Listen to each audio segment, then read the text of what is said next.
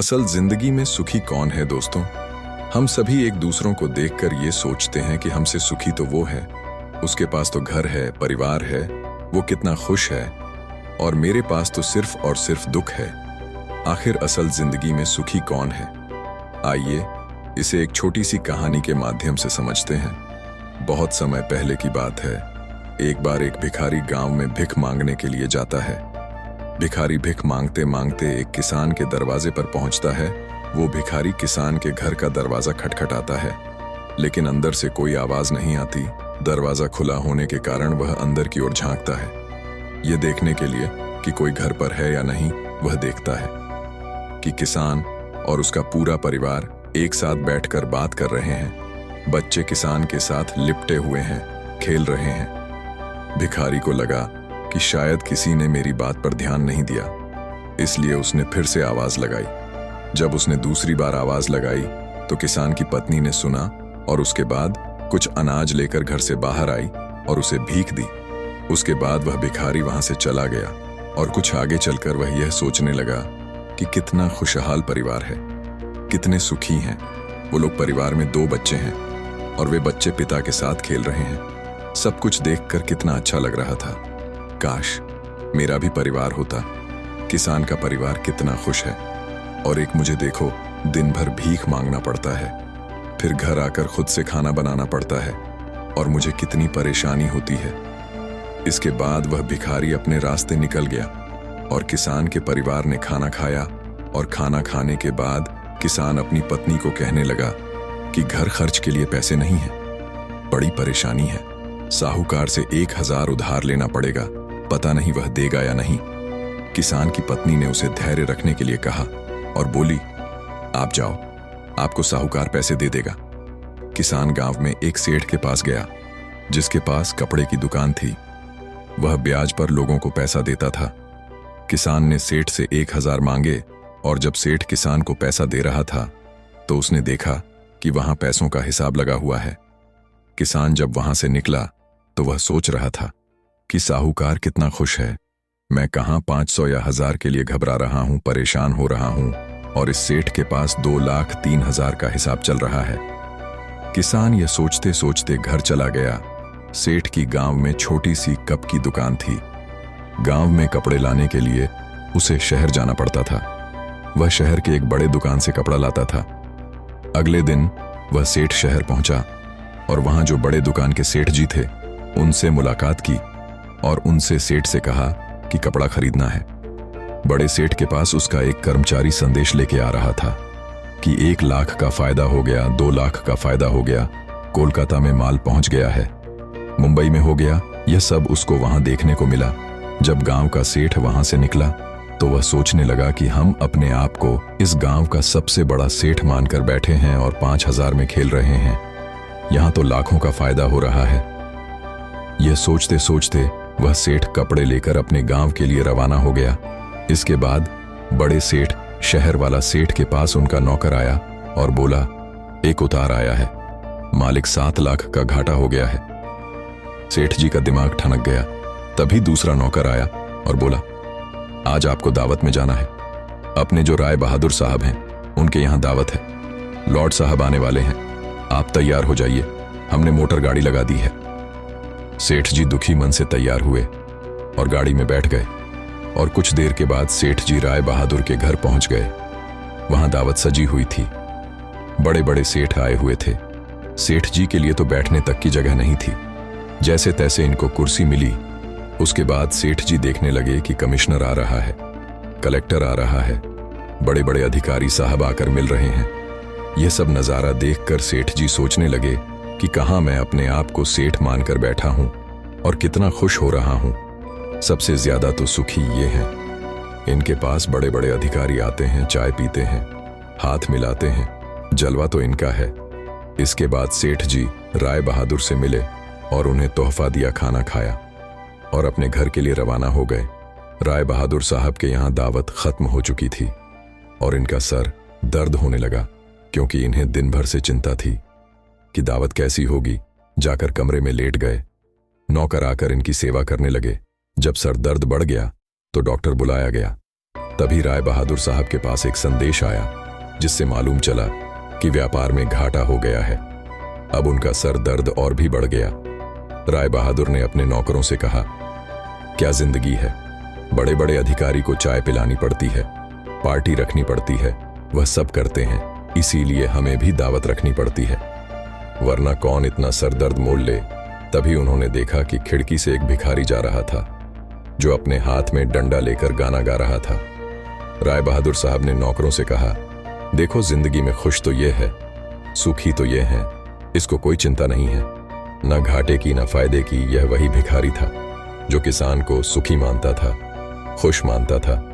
दोस्तों, हर इंसान खुश तो है, लेकिन वह अपने से धनवान व्यक्ति को देखकर दुखी हो जाता है और उसे लगता है कि सिर्फ धनवान व्यक्ति ही खुश और सुखी है। लेकिन धनवान होने के अर्थ यह नहीं कि वह व्यक्ति सुखी भी है।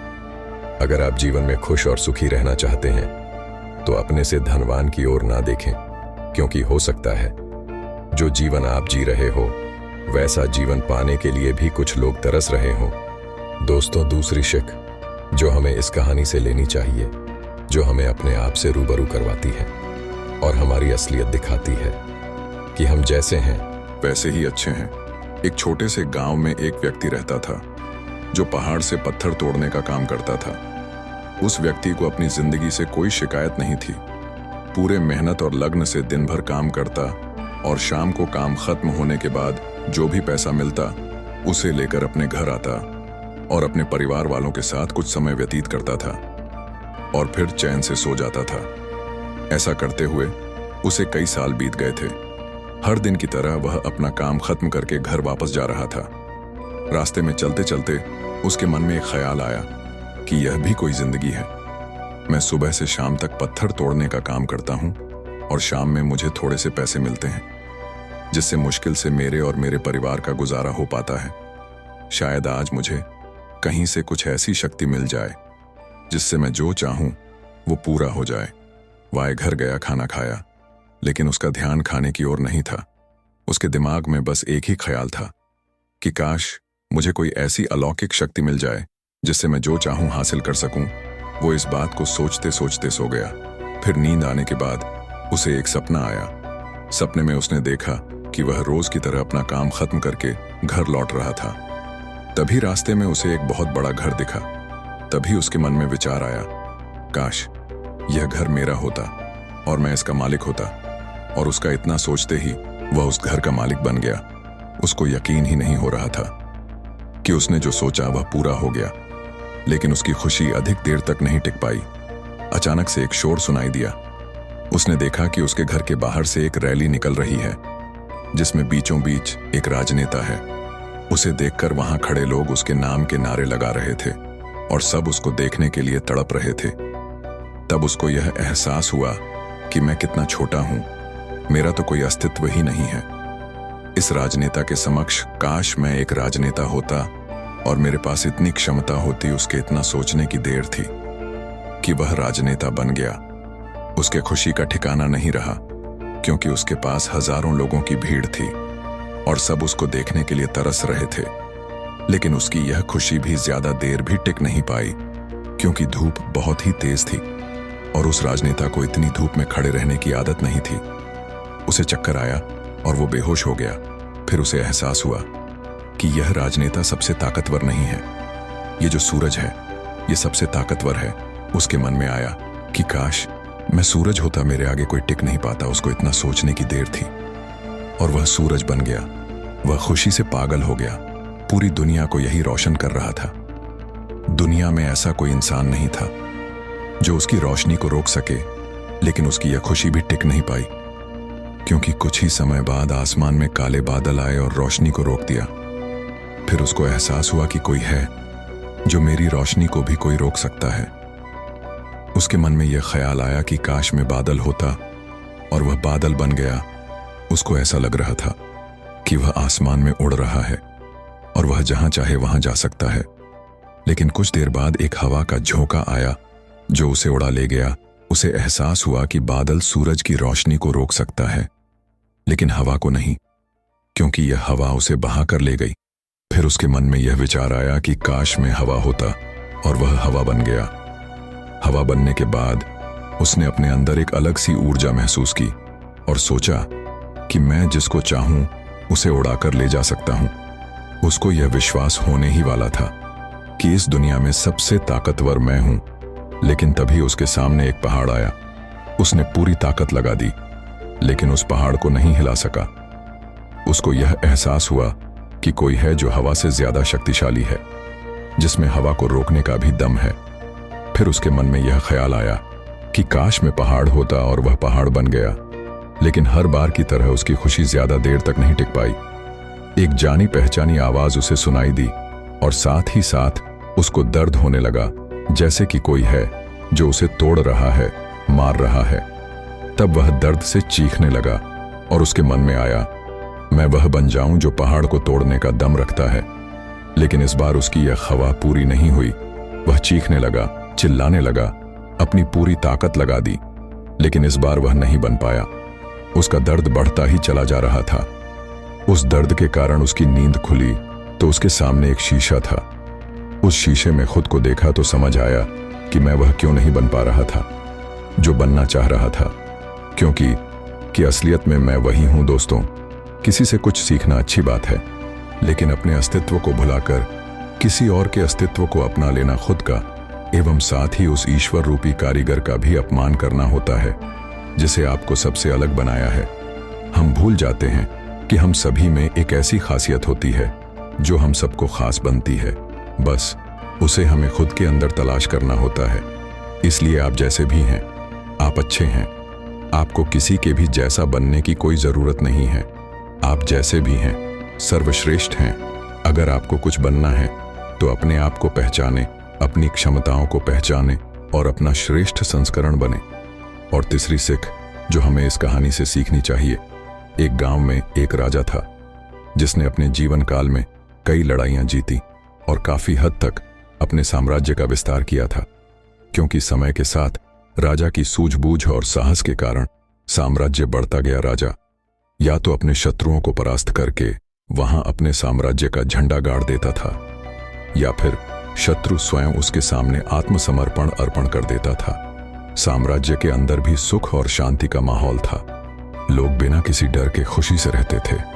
इसी तरह उनका जीवन अब 56 वर्ष का हो गया था।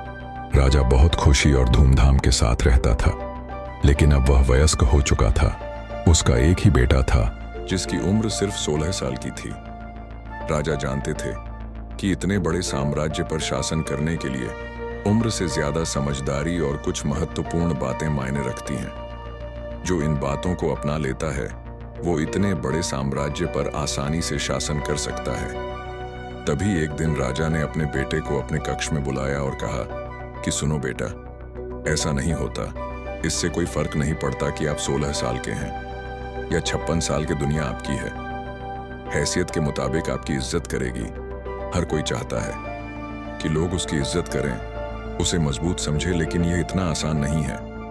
अगर आप चाहते हैं कि लोग आपका सम्मान करें तो सबसे पहले यह याद रखें, कभी भी किसी से आपका खुद का सम्मान करने के लिए ना कहे, किसी से सम्मान की भीख ना मांगे। यह कमजोरी की निशानी है, क्योंकि सम्मान लोगों के लिए एक शक्ति है।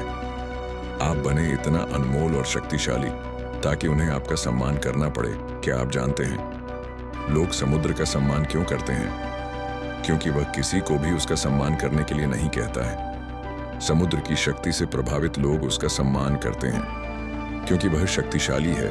लोगों के मन में समुद्र के प्रति सम्मान के अलावा आपके पास उस तरह की ताकत बनने का कोई और तरीका नहीं है ताकि लोगों को किसी भी स्थिति में आपका सम्मान करना पड़े।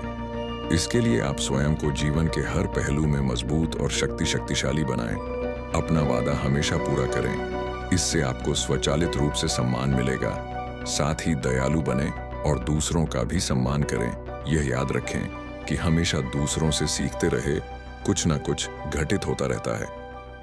आप कभी भी सब कुछ नहीं जान सकते। जीवन की वास्तविक शिक्षा भी वास्तविक जीवन से ही मिलती है। युवावस्था में आप जितनी अधिक चुनौतियों का सामना करेंगे, आप उतने ही अधिक मजबूत बनेंगे। आने वाले समय में आप और अधिक प्रगति करेंगे। यह जीवन का वह समय है जहां आपको लड़कियों के प्यार में नहीं पड़ना है, बल्कि खुद को मजबूत बनाने पर ध्यान केंद्रित करना है। जब आप एक अनमोल और शक्तिशाली व्यक्ति बन जाएंगे, ताकि जब आप बनना चाहें तो यह अपने आप आ जाए। अपने जीवन में बेहतरी लाएं और आगे बढ़ना शुरू करें तो कुछ लोग आपको पीछे खींचने की कोशिश करेंगे। ये लोग आपके मित्र या परिवार में से कोई भी हो सकते हैं, या आपके सपनों का मजाक उड़ाएंगे, या आपको ऐसी आदतें अपनाने के लिए कहेंगे जिससे आपका समय और ऊर्जा बर्बाद होती है, क्योंकि वे आपको आगे बढ़ते नहीं देखना चाहते हैं। वे आपकी प्रगति से ईर्ष्या करेंगे, क्योंकि उनकी कमजोरी और आलस्य के कारण वे काम करने में असमर्थ हैं। वह नहीं चाहते कि आप ऐसा कर सकें।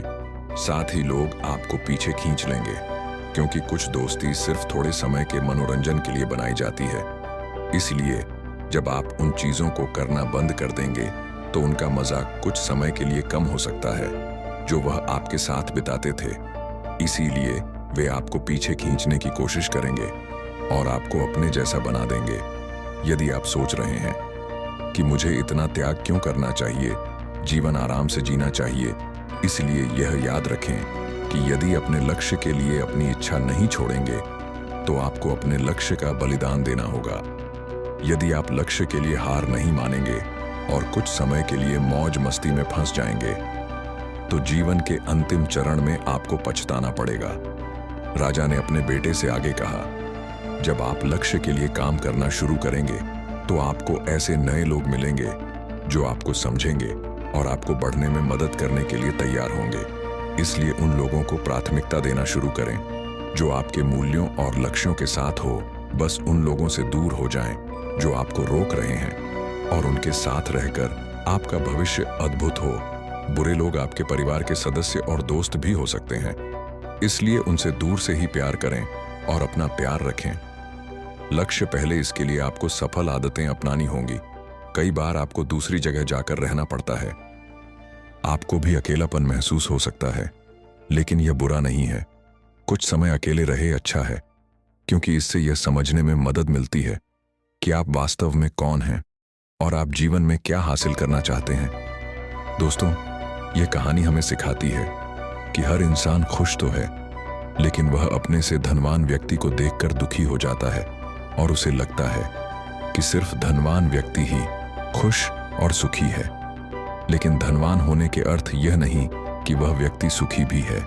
अगर आप जीवन में खुश और सुखी रहना चाहते हैं तो अपने से धनवान की ओर ना देखें, क्योंकि हो सकता है जो जीवन आप जी रहे हो वैसा जीवन पाने के लिए भी कुछ लोग तरस रहे हो। तो अब आपको जवाब मिल गया होगा कि जीवन में हर वह इंसान सुखी है जो अपने से ऊंचे धनवान व्यक्ति की ओर नहीं देखता। हमारे अंदर क्या खूबी है, क्या विशेषता है, यह हम कभी समझ ही नहीं पाते हैं। आज जिसको देखो वह किसी और के जैसा बनना चाहता है, वह किसी और की जिंदगी जीना चाहता है। हर किसी की जिंदगी की एक अलग ही खासियत होती है, बस उसको समझने की और अपनी क्षमताओं को पहचानने की जरूरत होती है। जिस दिन आप अपनी क्षमताओं को समझ जाएंगे, उस दिन से आपके अंदर से किसी और के जैसा बनने का या किसी और का जीवन जीने का जो जिद है वह हमेशा के लिए खत्म हो जाएगा और आप अपने जीवन को अच्छे से जी पाएंगे। तो दोस्तों, कैसी लगी आपको यह कहानी? आप हमें कमेंट सेक्शन में जरूर बताना, और अच्छी लगी हो तो इस चैनल को सब्सक्राइब जरूर कर लेना। तो चलिए मिलते हैं ऐसी ही कोई नई कहानी में। तब तक के लिए अपना ख्याल रखें। धन्यवाद।